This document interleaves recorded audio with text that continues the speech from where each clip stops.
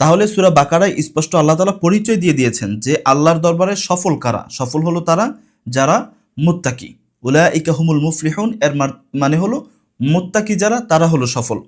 তাহলে যারা মুত্তাকি তারা সফল। এবার মুত্তাকি কারা? মুত্তাকির পরিচয়টা কি?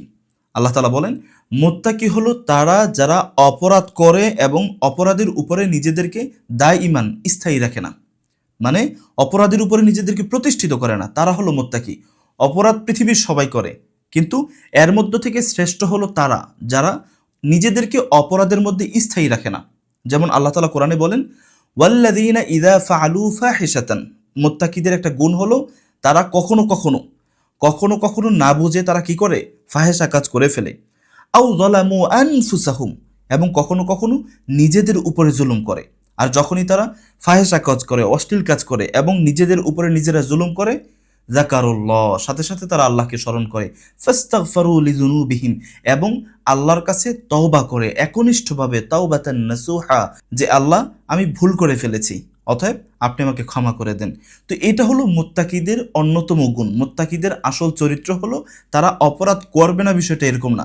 তারা অপরাধ করবে, আর যখনই অপরাধ হয়ে যাবে সাথে সাথে তারা ক্ষমা চেয়ে নেবে। কিন্তু এর মানে এই না যে ইচ্ছা করে ভুল করে আমি কি করব? পরবর্তীতে ক্ষমা চাইব, অথবা ভুল করার আগেই আমি নিয়ত করে রাখবো যে আমি একটু পরে ক্ষমা চেয়ে নিব। তাহলে কিন্তু এটা খুব ভয়ঙ্কর ব্যাপার। একটা সময় আল্লাহ তাআলা কলবে মোহর মেরে দিবেন। আল্লাহ তাআলা কোরআনে বলেন, ফি কুলুবিহিম মারাদুন ফাজাদাহুমুল্লাহু মারাদ, কিছু কিছু বান্দার অন্তরে রোগ আগে থেকেই আছে, অপরাধের রোগ আগে থেকেই আছে।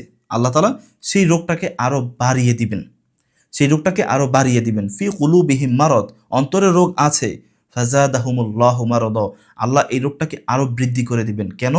কারণ সে অপরাধ ইচ্ছা করে করে এবং সে মনে করে যে আল্লাহ তাআলা আমাকে ক্ষমা করে দিবেন। এটা কখনো করবেন না। ইচ্ছা করে অপরাধ এটা কোনোভাবেই করা যাবে না।